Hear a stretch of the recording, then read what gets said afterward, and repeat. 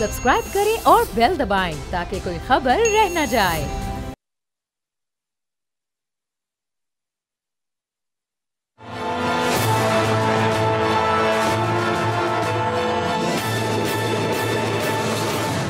अस्सलाम वालेकुम, मैं हूं बाब जहांगीर। आप देख रहे हैं प्रोग्राम तज्जिया। हुकूमत इस वक्त हमें अपने फैसलों में, ख़ास तौर पर माशी फैसलों में कुछ कंफ्यूज दिखाई दे रही है। अभी चंद रोज़ पहले ऐलान हुआ था, बिजली का नया टैरिफ सामने आया और उसमें हमने देखा कि जो प्रोटेक्टेड सार्फिन थे, जो कम बिजली इस्तेमाल करने वाले लोग थे, उन पर भी उस टैरिफ का असर हुआ। फिर उनकी जानिब से एक रिएक्शन सामने आया और फिर हुकूमत को और वज़ीर आज़म को अपने उस फैसले पर गौर करना पड़ा। आज वज़ीर आज़म ने उनको एक रिलीफ दिया, गो कि सिर्फ 3 माह का रिलीफ है, सिर्फ प्रोटेक्टेड सार्फिन के लिए रिलीफ है। लेकिन अब इससे सवाल ये पैदा होता है कि पहले ये फैसला क्यों किया गया? क्या आवाम की जो पल्स है उसको चेक किया गया कि ज़रा फैसला करके देखते हैं, अगर कोई रिएक्शन सामने आया तो उसको रिवर्स कर देंगे और नहीं आया तो फिर ये इम्प्लीमेंट हो जाएगा। अब वज़ीर आज़म ने तमाम लोगों के एहतजाज को भी जायज़ करार दिया। तो अब इस तरह बजट में जो दीगर तबकात पर जो टैक्सेस लगे थे, क्या वो तमाम लोग भी इसी तरह एहतजाज करने आए या वो अदालतों का रुख करें? तो फिर उससे क्या हुकूमत अपने फैसले वापस लेगी? हुकूमत की अपनी माशी सिमत क्या है और माशी सिमत के साथ साथ फिर जो एक सियासी सिमत है हुकूमत की, वो क्या है? क्योंकि पिछले कुछ दिनों से हम देख रहे हैं कि हुकूमत और अपोजिशन में एक जो स्पेस है वो बढ़ता जा रहा है और ज़ाहिर है कि 8 फरवरी के इंतखाबात से लेके अब तक कोई मुज़ाकरात की राह नहीं निकल सकी और बहुत सारे ऐसे मामला भी हैं जो कि फिर अदालत में भी गए हुए हैं। और जो ज़िमनी जो इंतखाबात पर जो मखसूस नशस्तें थीं सुन्नी इत्तेहाद काउंसिल की, उससे मुतालिक जो केस था वो अपने मुंतकी अंजाम तक पहुँच चुका, उसका फ़ैसला महफूज हो चुका। अब देखना ये कि उसका फ़ैसला किस के हक़ में आता है और किसको उसका फ़ायदा पहुँचता है। चूँकि सुन्नी इत्तेहाद काउंसिल का ये क्लेम था कि जो नशस्तें उनकी मखसूस नशस्तें जो दीगर जमातों में तकसीम हुई हैं वो उनको वापस मिलनी चाहिए हैं। अब आज जो इस में मकालमा हुआ चीफ जस्टिस साहब से सुन्नी इत्तेहाद काउंसिल के वकील फैसल सिद्दीकी का, तो उन्होंने कहा कि आर्टिकल 218 के तहत ये देखना है कि क्या इलेक्शन कमीशन ने अपनी जिम्मेदारी शफाफ तरीके से अदा की या नहीं, और मैं साबित करूंगा कि इलेक्शन कमीशन ने अपनी जिम्मेदारी मुकम्मल नहीं की। फिर फैसल सिद्दीकी साहब ने मजीद कहा कि 2024 में खैबर पख्तूनख्वा असम्बली में 30 मखसूस नशस्तें दी गई और कौमी असम्बली में खैबर पख्तूनख्वा से नून लीग को 2 सीटों के एवज़ 5 मखसूस नशस्तें मिली। अब ये ज़ाहिर है ये एक तवील मकालमा हुआ, इसकी पूरी तफसील तो हम यहाँ पर आपसे नहीं शेयर कर रहे, लेकिन जस्टिस अतहर मिनुल्लाह ने इस वक्त सच नहीं बोला जा रहा है। नून लीग के साथ 2018 में जो हुआ वही आज PTI के साथ हो रहा है। चीफ जस्टिस की जानिब से ये कहा गया कि फैसल सिद्दीकी साहब सुन्नी इत्तेहाद काउंसिल के वकील के तौर पर नहीं बल्कि PTI केस इस वक्त अदालत में लड़ रहे हैं और अगर हम आपके केस को और मौक़िफ़ को दुरुस्त तस्लीम कर लें तो फिर PTI तो पार्लिमानी जमात है ही नहीं, फिर शायद आपको एक भी नशिस्त ना मिल सके। अब पाकिस्तान की इस वक्त जो मौजूदा सियासत है उसमें इस केस का फैसला बहुत ही अहमियत का हामिल है, चूँकि उससे नंबर गेम तब्दील हो सकता है। उससे हुकूमत को जो 2/3 मेजॉरिटी जो मजमूई तौर पर जो नशिस्तें हुकूमत को मिली थी वो फिर उससे कम हो सकती हैं। तो अब मुख्तलिफ सियासी जमातें इस पर क्या सोच रही हैं और ख़ासतौर पर पाकिस्तान तहरीक इंसाफ को इस वक्त कितनी उम्मीद है, इस केस से हम बात करेंगे। कादिर खान मंदुखेल साहब पाकिस्तान पीपल्स पार्टी के सीनियर रहनुमा, सलीम झगड़ा साहब पाकिस्तान तहरीक इंसाफ के सीनियर रहनुमा हमारे साथ मौजूद हैं। तो कादिर साहब, ये पाकिस्तान तहरीक इंसाफ ने जो अब ज़ाहिर सुन्नी इत्तेहाद काउंसिल के प्लेटफॉर्म से पार्लियामान में मौजूद है, अपना केस तो बड़े अच्छे अंदाज में रखा है, तमाम कानूनी नुकात भी रख दिए, जो माजी की मिसालें थीं, इलेक्शन कमीशन की जो इस वक्त उनको जो एतराज़ात थे वो सब कुछ भी उन्होंने अदालत के सामने रख दिया है। अब ये नंबर गेम बड़ा डिस्टर्ब हो सकता है अगर इसका फैसला तहरीक इंसाफ के हक में आता है तो?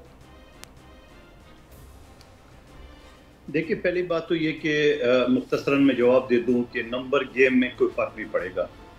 अगर PTI जिस तरह 23 सीटें कौमी असम्बली में टोटल 78 सीटों के दावा कर रही है, ये सारे के सारे मिल भी जाए तो किसी सूबे में या मरकज़ में कोई फ़र्क नहीं पड़ेगा हुकूमत पर। नंबर 1 बात। दूसरी बात ये कि जो जजेस है, इन्होंने बाज़ जजेस ने जो PTI के हक़ में ऑब्जर्वेशन दी है तो उससे कोई खुश ना हो।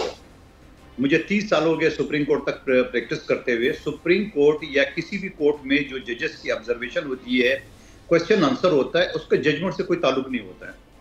और अगर आप ये सारी जो सवाल जवाब है जो इलेक्शन कमीशन से किए, जो PTI के वकला से किए या बाकी पार्टियों के वकला से किए, आप अगर सब इकट्ठे आप सुन ले तो आपको समझ में आ जाएगी कि केस किस तरफ जा रहा है या किस हवाले गया। अगर PTI के 2-3 अगर जजेस ने उनके हक में कोई सवाल किया है तो उससे बड़े खुश हो रहे हैं।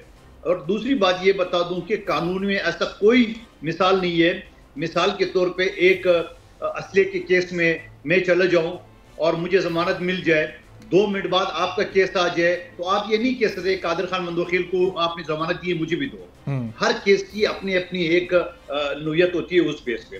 अच्छा, अब सवाल ये कि इन सारी चीजों का मैं जाती तौर पे कभी भी खुश नहीं हुआ, कभी भी मुझे इन सीटों से सरोकार नहीं रहा। लेकिन आप मुझे बताओ, इलेक्शन कमीशन के पास जो एक क्लियर कट जो एक कानून है कि ये सीटें उनमें पार्टियों में बांटी जाएगी जो कौमी असम्बली या सूबाई असम्बली में एग्जिस्ट कर रही है। पीटीआई तो कोई एग्जिस्ट नहीं कर रही है।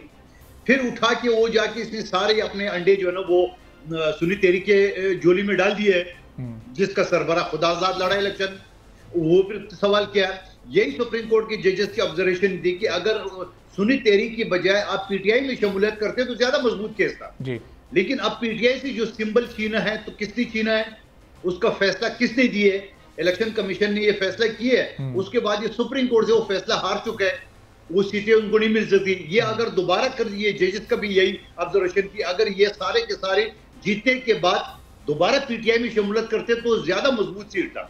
अच्छा, अब उसके अलावा दूसरी बात ये बता दें कि अगर सुप्रीम कोर्ट इस वक्त फैसला महफूज है, मैं ज्यादा तफसील नहीं बताऊंगा, अगर ये फैसला सुप्रीम कोर्ट का पीटीआई के हक में आता है, इलेक्शन कमीशन के खिलाफ आता है, तो वो इलेक्शन कमीशन जो इंडिपेंडेंट बॉडी है तो फिर वो किस लिए बैठी है?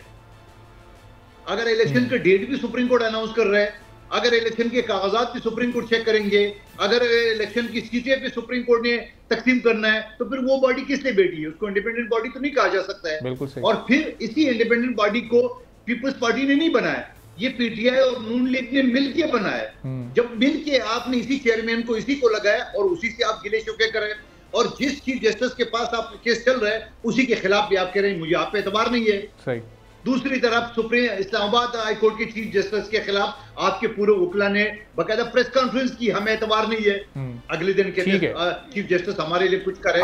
तो मैं जहां से फैसला जब हक में आता है, एक सियासी कल्चर बन चुका है। बात ये कहना चाह रहा हूं, मैं आखिरी बात ये कहना चाह रहा हूं कि मेरी दुआ है अल्लाह करे ये सीटें सारे के सारे पीटीआई को मिल जाए, कम से कम ये गिला तो दूर हो जाए। मैं दुआ करूँ दिल से आपको। अच्छा, चलें, मंदू खेल साहब ने, तैमूर साहब, ये दुआ तो आपको दे दी है कि ये सारी सीटें आप लोगों को मिल जाए, लेकिन जब भी कोई फैसला अदालत से किसी सियासी जमात के हक में आता है तो उस सियासी जमात की वाह वाह हो जाती है और इंसाफ की सरबुलंदी के बड़े नारे लगाए जाते हैं। लेकिन जैसे ही कहीं कोई फैसला ज़रा नापसंदीदा होता है या थोड़ा खिलाफ आ जाता है तो वहीं पर फिर इंसाफ नहीं मिला और ये इंसाफ का कत्ल हो गया और ये इस तरह की बात की जाती है।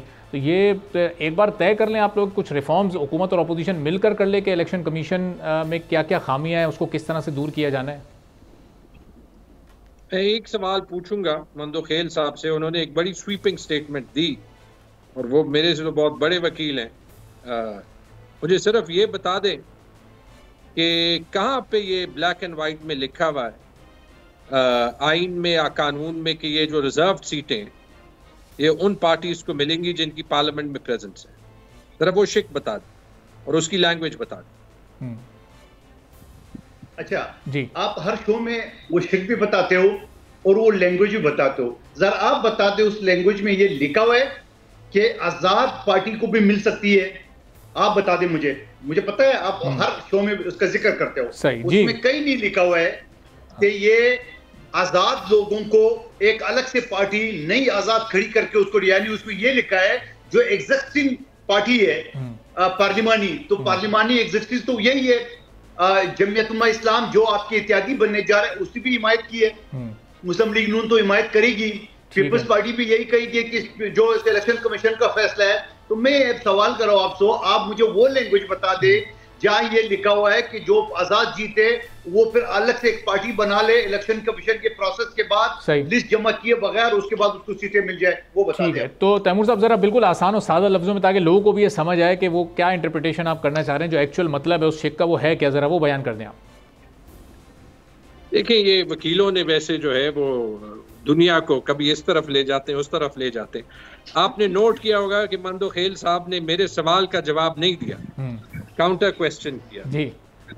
कानून का तो मैं तालिब इल्म भी नहीं हूँ, लेकिन we can only look at जो कि कॉन्स्टिट्यूशन में लिखा है, और मेरे ख्याल में ये है आर्टिकल 51(6)D, और ये मैं इसलिए कह रहा हूँ कि इस पे बहस भी हुई है।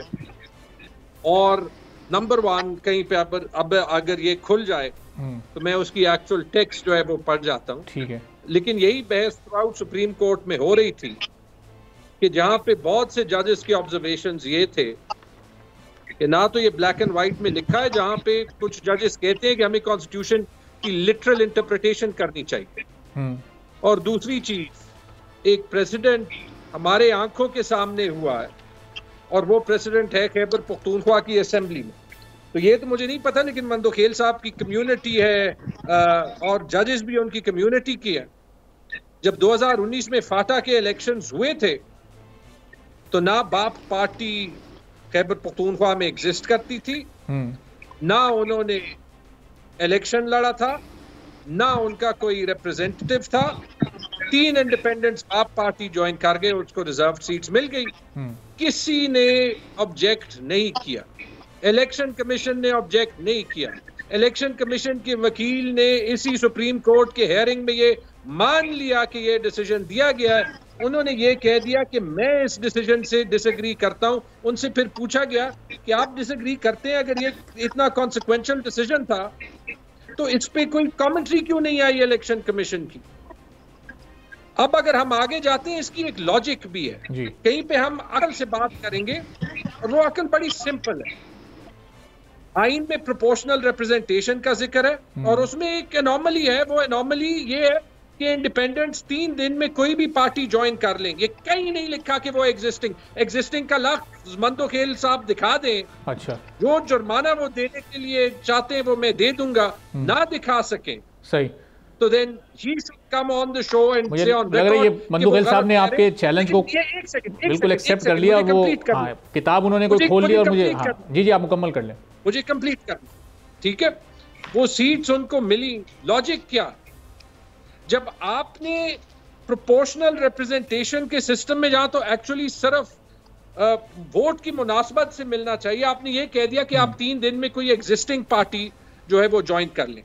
पीपल्स पार्टी ने 1 सीट लिया है, 100 इंडिपेंडेंट्स उस पार्टी को ज्वाइन कर लें, उनको 101 सीट के मुनासबत से रिजर्व सीट्स मिल सकती है। तो कोई और रजिस्टर्ड पार्टी है, वो इलेक्शन नहीं लड़ी, वो रजिस्टर्ड है, वो बैन नहीं हुई, 100 इंडिपेंडेंट्स जो अपने हल्के के विल को रिप्रेजेंट करते हैं वो उसको पार्टी जो को ज्वाइन करने। अच्छा, इस पर मंदोखेल साहब को जरा एतराज है, मैं उनका एतराज भी अगर तैमूर साहब इजाजत दें तो ले लूं कि सिर्फ रजिस्टर होना मंदोखेल साहब पार्टी का जरूरी है या पार्लिमानी पार्टी होना भी शर्त है? ये आपने 51(6) की क्लॉज डी खोल ली होगी शायद अब तक। यही मैं कह रहा हूं, यही एग्जैक्टली अरबाब जहांगीर साहब ने यही सवाल करना चाह रहा था। उसमें एग्जिस्टिंग पार्लिमानी पार्टी लिखा हुआ है।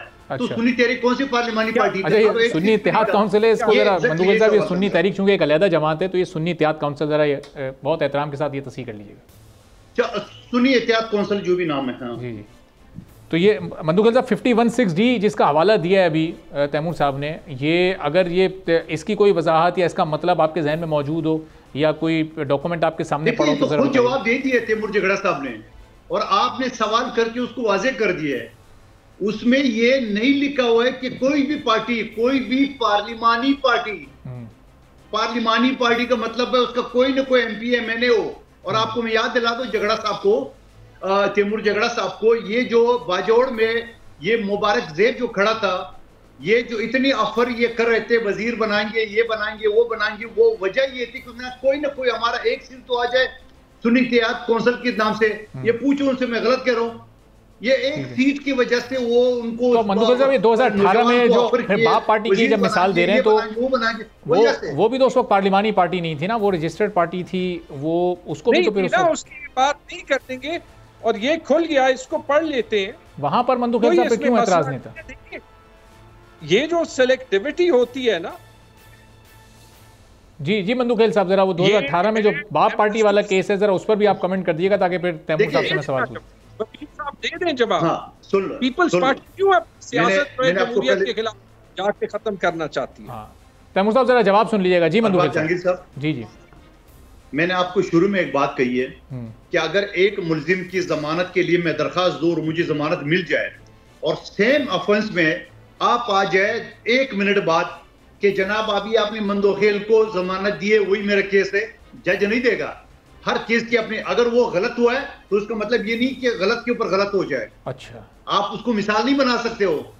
गलत के ऊपर आप गलत बना के मिसाल नहीं बना सकते। आइन में क्लियर कट आपके अपने अल्फाज है कि एग्जिस्टिंग पार्लिमानी पार्टी तो मंदुगल, इसका मतलब कि अगर कोई आइन की शिक है या एक कोई कानून है, उसको देखने का, पढ़ने का, समझने का नजरिया हर जज का या वकील का फिर अलग अलग होगा। ये बिल्कुल अलग अलग है। ये जरा आप देखना ये बता दूं जी जा तैमूर साहब, जरा पढ़ के बता दें। जी आप जो पढ़ के बता दें, लोग समझ जाए, उर्दू में बता दें। जी तैमूर साहब, हाँ उसकी फिर आप जरा ट्रांसलेशन भी कर दीजिएगा। हाँ, वो जरा तशरीह कर देना कि कहाँ पे यहाँ पे पार्लियामेंट। ये है 51(6)(d), members to the seats reserved for women which are allocated to the province under clause 3 shall be elected in accordance with law through proportional representation system of parties list of candidates on the basis of total number of general seats secured by each political party from the province concerned in the National Assembly. और अगला जो paragraph है इसका, ये critical है जी।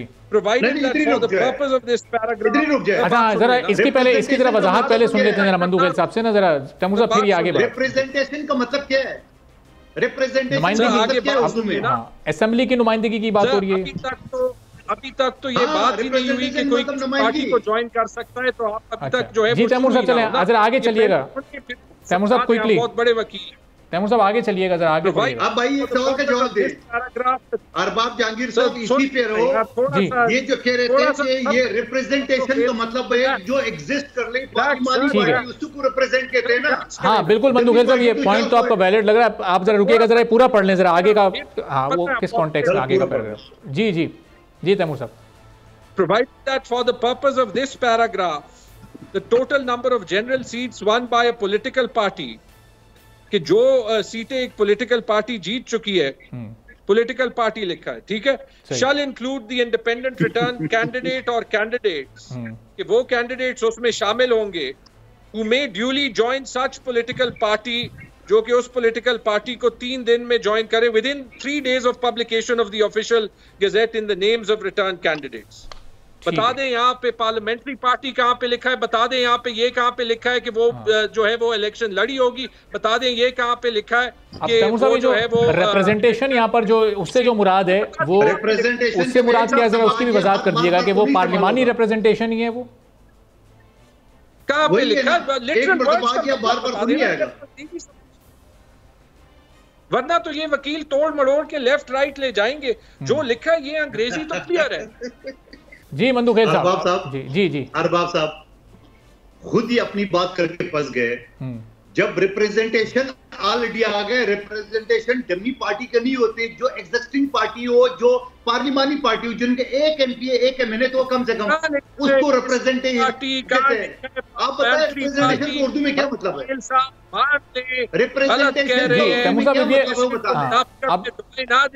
Representation से तो तैमूर साहब ऑटोमेटिकली मतलब ये निकलेगा ना कि जो नुमाइंदा जमात है जो वहां पर मौजूद है। ये सारी चीजें जब इनकी 63 आर्टिकल 63 एक दूसरे के अगेंस्ट ये इतराजात होते हैं, वो होते हैं कि आइन में दिखा दे कि कहाँ स्पेसिफिकली लिखा है। अच्छा, दिखा दे कहाँ स्पेसिफिकली लिखा है। झगड़ा साहब झगड़ा काम करे, एक बात सुन ले, पार्टी को ज्वाइन कर। झगड़ा साहब जी मंदुखेल साहब, झगड़ा साहब मैं आपसे झगड़ा नहीं कर सकता हूँ, सिर्फ इतने बता दे रिप्रेजेंटेशन का मतलब नुमाइंदा का मतलब वही होते हैं जिसको कोई एमएनए एमपी हो। जमीनी पार्टी तो 400 पार्टियां रजिस्टर्ड है, उसको नुमाइंदा तो नहीं कह सकते हैं। जी जी झगड़ा साहब चले मंदुखेल साहब का जवाब दे देते हैं बगैर वकालत की डिग्री का। अगर ये दूसरे पैराग्राफ में लिखा होता कि प्रोवाइडेड के for the purpose of this paragraph the total number of general seats one by a political party तो पहले वाले की लिखा हो क्या करेंगे? और candidate who may duly join such political, क्या करेंगे? उसको डिलीट कर दें। की बात ठीक होती, कहाँ पे लिखा हुआ है? ठीक है, तो अब तैमूर साहब ये इनको क्लियर कर दें आप, ये जो ये रिप्रेजेंटेशन है ये किसकी है, ये इससे क्या मुराद है? ये पार्लियामेंट की रिप्रेजेंटेशन नहीं है? मैं तो यही कह रहा हूँ ना, ये तो अभी मैंने कह दिया कि अगर वो ऐड कर नुमाइंदा का मतलब कोई एमएलए हो। अच्छा तैमूर साहब इसका उर्दू में मतलब क्या निकलेगा? जरा अगर उर्दू में इसका 2 लाइनों में आप इस पूरे पहले पैराग्राफ को अगर नुमाइंदा जमात में बता देता हूँ। उर्दू में मतलब इसका ये निकलेगा कि पीपल्स पार्टी लगता है कि उस साजिश का हिस्सा बनना चाहती है जो कि पीडीएम की हुकूमत को 2/3 अक्सर कहते हैं। अब बता दिए तर्जुमा आपको। भाई नुमाइंदा जमात कहता है, नुमाइंदा जमात का मतलब है किसी का एमपीए मैंने एक भी हो वो भी नहीं है, वो तो डमी पार्टी आपने सुनी, एहतियात कौंसिल को ढूंढिए जिसका अपना सरबराह ठीक है। ग्रेड 18 का एक चलें अभी हम कोशिश करेंगे कि आने वाले दिनों में जरा कुछ ऐसे माहिर कानून को बुलाएं जो कि न्यूट्रल हो, किसी पार्टी से उनका ताल्लुक नहीं हो, फिर जरा इसकी तशरीह सही तौर पर करवाई जा सके। बहुत बहुत शुक्रिया कादिर मंदोखेल साहब, तैमूर सलीम जगला साहब हमारे साथ मौजूद थे। एक ब्रेक लेते हैं, ब्रेक के बाद जब वापस आएंगे तो डॉक्टर जफर मिर्जा साहब अवाम पाकिस्तान पार्टी के सीनियर रहनुमा हमारे साथ मौजूद होंगे। उस पार्टी का मकसद क्या है, क्यों लॉन्च होने जा रही है, शायद खाकान अब्बासी और मिफ्ता इस्माइल साहब एक बार फिर मंजर आम पर आना चाह रहे हैं तो उनके पास नया क्या है, नई सोच क्या है। एक ब्रेक के बाद इस पर मजीद बात करेंगे।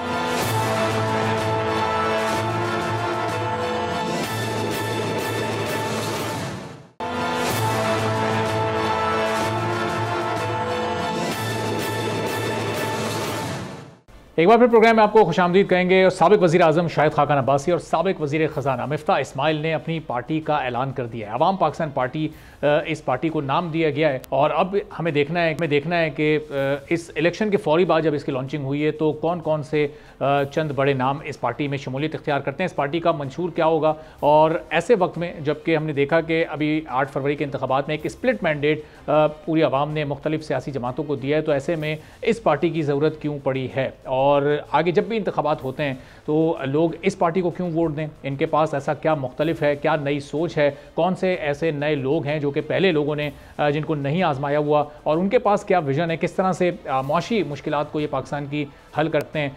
तो इस पार्टी का प्लान भी हम जानेंगे। और अभी ये पार्टी समझें कि अपने बहुत ही इब्तदाई दिनों में अभी इसकी रजिस्ट्रेशन भी नहीं हुई है कि इस पर एतराज़ पहले से आ गया है, क्योंकि इसी से मिलते जुलते एक और नाम की पार्टी इलेक्शन कमीशन में रजिस्टर है जिसका नाम है हम अवाम पाकिस्तान पार्टी और उसके चेयरमैन अमजद चौधरी साहब ने इलेक्शन कमीशन से रब्ता किया है जिसमें उन्होंने इस पार्टी के नाम पर एतराज़ किया है कि अवाम पाकिस्तान पार्टी का नाम हमारी जमात से मिलता जुलता है और चूंकि हमारी जमात 4-5 साल से इलेक्शन कमीशन में रजिस्टर्ड है और हमारा वोट बैंक भी है, तो अगर ये पार्टी इसी नाम से रजिस्टर होती है तो हमारे वोट बैंक पर असर पड़ सकता है। अब इस पार्टी के क्या प्लान्स हैं, क्या मुस्तकबिल है, कौन कौन इसमें शामिल होने जा रहा है, कौन कौन ऑलरेडी शामिल हो चुका है, पूरी सूरत हाल पर हम गुफ्तगू करेंगे। डॉक्टर जफर मिर्जा साहब अवाम पाकिस्तान पार्टी के सीनियर रहनुमा हमारे साथ मौजूद हैं। डॉक्टर साहब बहुत शुक्रिया प्रोग्राम के लिए, आपने वक्त निकाला। सबसे पहले तो ये बताइएगा कि ये इस जमात की ज़रूरत क्यों पड़ी। शाहिद खाकान अब्बासी साहब, मिफ्ता इस्माइल साहब बड़े मनसबों पर फ़राइज़ अंजाम दे चुके हैं, अपनी जमात से वो अलहदा हुए, पिछले इलेक्शन का नतीजा सबके सामने है, तो इस नई जमात को लॉन्च करने की क्या ख़ास ज़रूरत थी?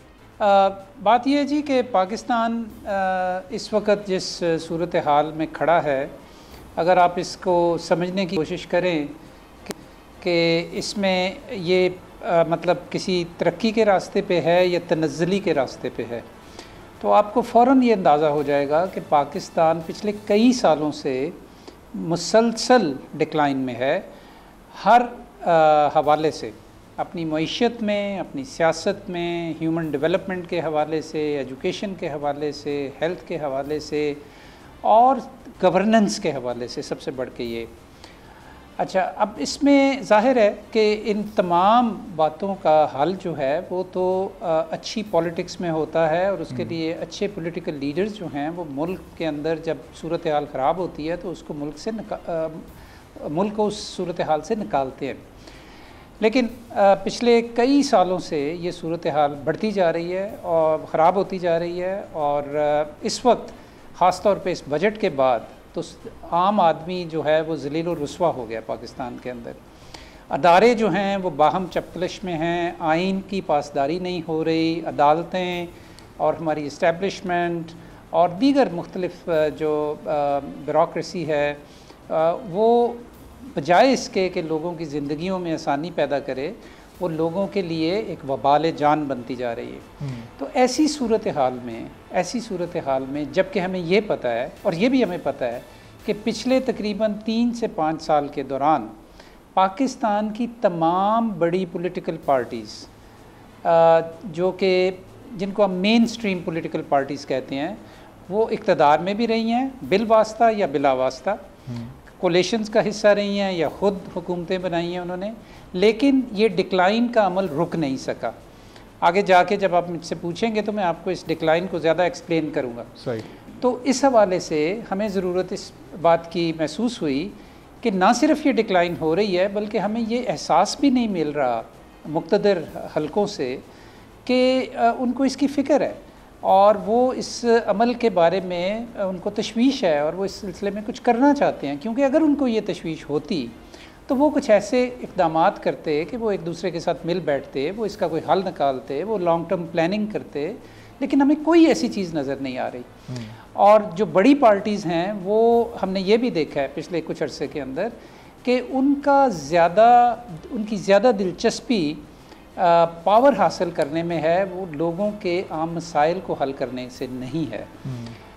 तो एक इक़्तिदार की बंदर बांट का खेल है जिसके अंदर मुख्तलिफ़ कोलेशंस बनती हैं, जिसमें वो हुकूमतें बनती हैं और वो आपस में मुख्तलिफ़ वजारतें बांट लेते हैं और वो समझते हैं कि यही कामयाबी है। हालांकि पाकिस्तान के अंदर आम आदमी की हालत बद से बदतर होती जा रही है। तो ये वो तमाम वजूहात हैं कि जिसकी वजह से शाहिदा खान अब्बासी और मिफ्ता इस्माइल ने अपनी पार्टीज़ भी छोड़ी, क्योंकि उनको ये भी लगा कि वो पार्टीज़ भी उनके इन दोनों के हवाले से तो एक ही पार्टी है कि वो पार्टी भी वोट को इज़्ज़त दो की सिचुएशन से अब ऐसी सिचुएशन में चली गई है कि जहां हर कीमत पे इक़्तिदार लेना है और उसके लिए कुछ भी करना पड़े। सही। तो अब उन्होंने कहा जी कि हम जिस डिक्लाइन की आप बात कर रहे हैं ये जाहिर है ये ओवरनाइट तो आया नहीं, हम इसमें ऐसे नहीं चल सकते। कई सालों से, बल्कि अगर इसमें 2-3 दहाइयाँ, ये जो डिक्लाइन की आप बात कर रहे हैं ये तो कोई 2-3 दहाइयों का तसलसल है, चूँकि इन्हीं जमातों की एक के बाद एक की हुकूमत रही हो। पिछले 16 साल में तो यही तमाम बड़ी जमातों को मौका मिला है। अब जब तक ओहदे थे, जब तक पार्टी में पोजीशन बेहतर थी, शाहिद खाकान साहब की, मिफ्ता इस्माइल साहब जब तक वज़ीर ख़जाना थे, उस वक्त तक वो भी उसी सिस्टम का पार्ट थे जो सिस्टम इस डिक्लाइन का ज़िम्मेदार है। जब आप वज़ीर सेहत थे आप भी इसी सिस्टम का पार्ट थे, पाकिस्तान तहरीक इंसाफ की हुकूमत थी।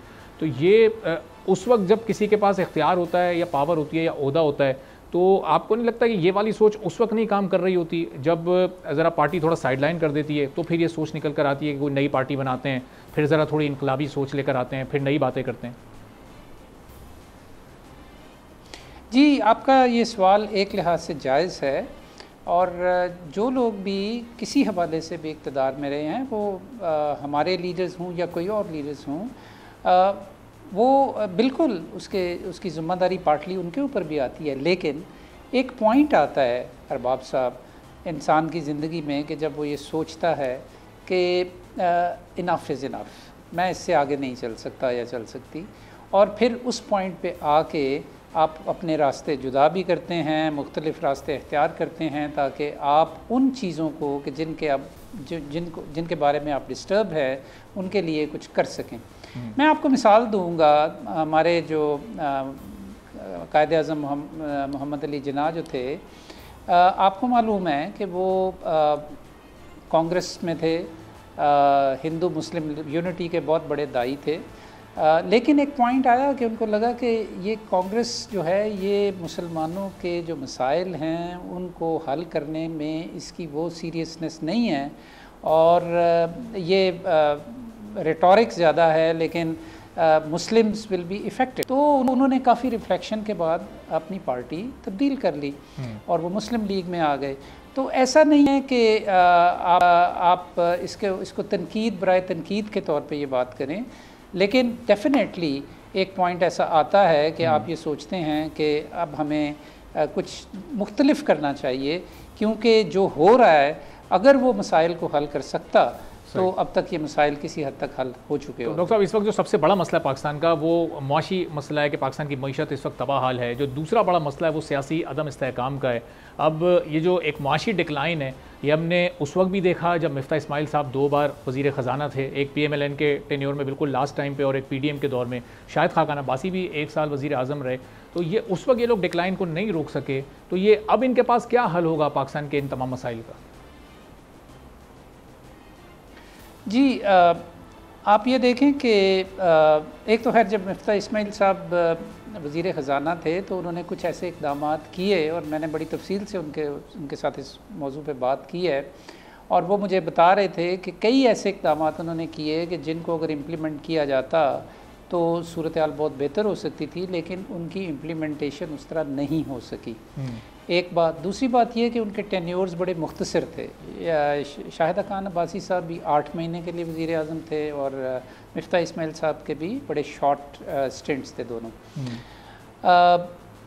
अभी आप ये देखें कि जब से ये बजट आया तो तमाम जो बड़ी पॉलिटिकल पार्टीज़ हैं they seem to be part of this budget, और अभी हमारी मतलब अभी हम बहुत नौ उम्र पॉलिटिकल पार्टी हैं, लेकिन जो वाहिद प्रॉपर प्रेस कॉन्फ्रेंस हुई है जिसमें पॉइंट बाय पॉइंट इस बजट के अंदर जो ज़्यादतियाँ की गई हैं या इस बजट के अंदर जो प्रॉब्लम्स हैं उनको शाहिदा खान अब्बासी साहब ने और मिफ्ता इस्माइल साहब ने एक प्रेस कॉन्फ्रेंस के ज़रिए उनको उजागर किया और उन्होंने ये बताया है कि बावजूद इसके कि हमें मालूम है कि बहुत सारी इस वक्त एक कंस्ट्रेंट्स हैं इकोनॉमी में, IMF की कंडीशंस हैं, हमें उनसे पैकेज भी लेना है और लॉन्ग टर्म पैकेज भी लेना है, लेकिन इसके बावजूद हम ये देखते हैं कि जब प्रॉब्लम्स जो हैं, जो इकोनॉमिक प्रॉब्लम्स हैं, उनकी जो डिस्ट्रीब्यूशन है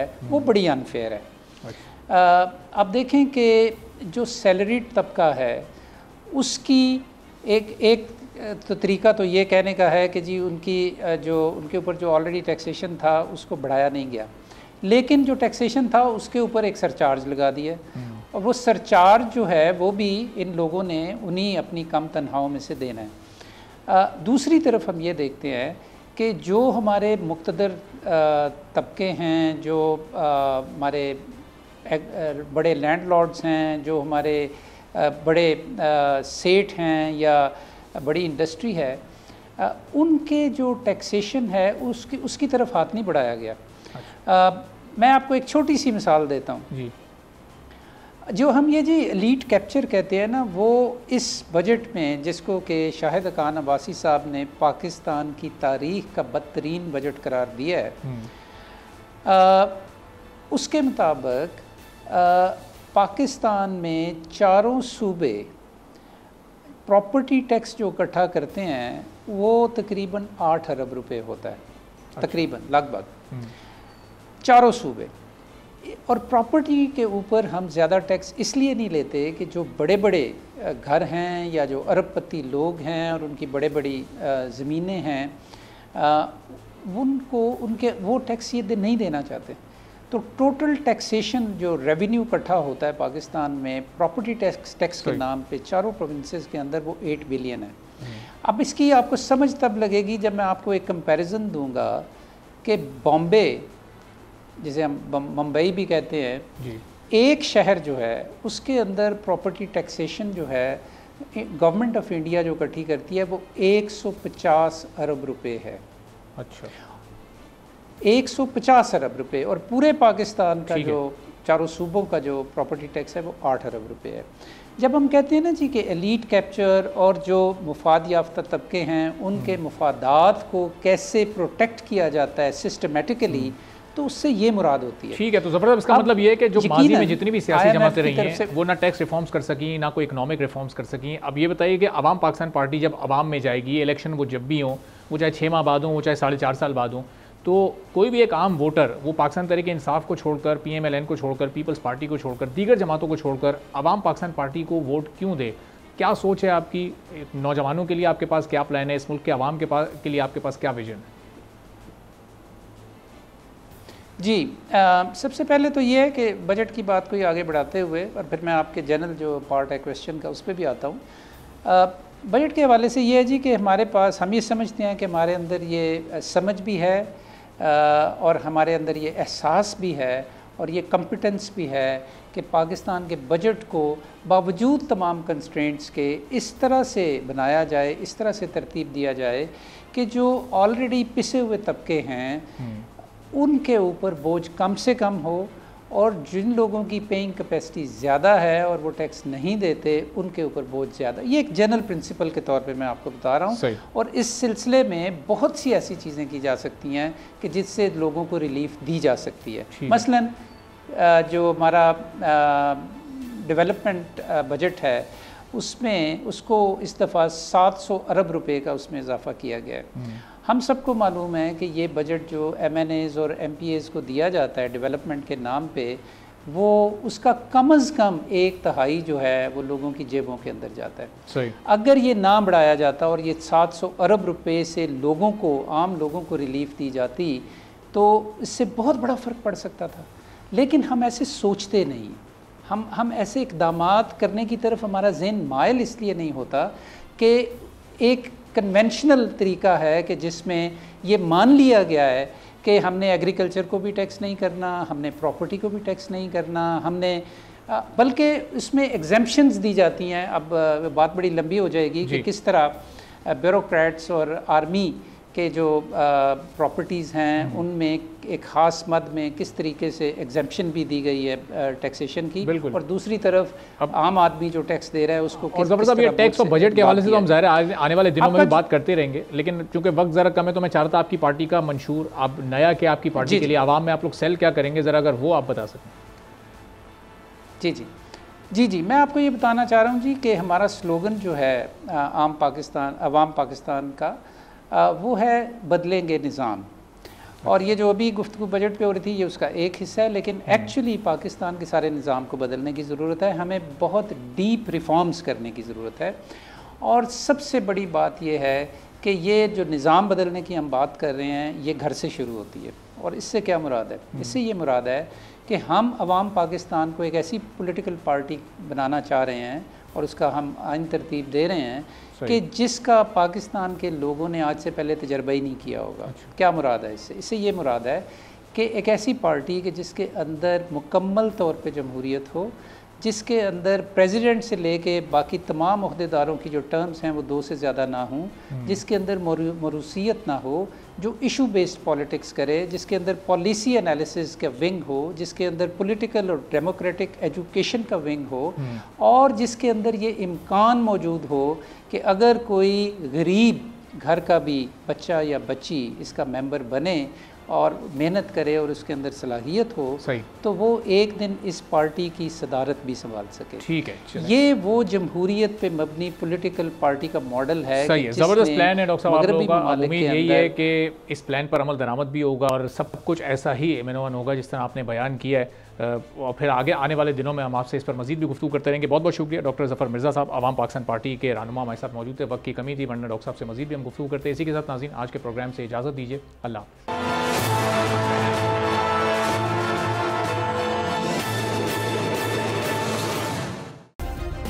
सब्सक्राइब करें और बेल दबाएं ताकि कोई खबर रह न जाए।